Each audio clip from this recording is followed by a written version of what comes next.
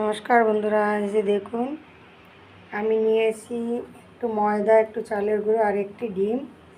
এই যে এরকম একটি ডিম লাগবে, রাতে ডিনার বানিয়ে দিতে পারেন আপনাদের বাচ্চাদের। এই যে দেখুন ছোট একটি পেঁয়াজ নিয়েছি, একটি আলু, দুটো কাঁচা লঙ্কা আর একটু ধনেপাতা দেবো, একটু চাট মশলা দেবো, দিয়ে সুন্দর করে আমি যেভাবে চাপড়ি ভাজা হয় গোলা রুটি ঠিক সেইভাবে করে দেবো। এই যে দেখুন দারুণ হবে খেতে।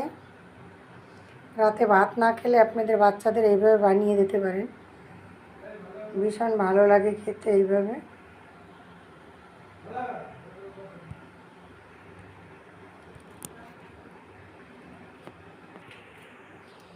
এই যে দেখুন ডিম দিয়ে আমি গুলিয়ে নিয়েছি।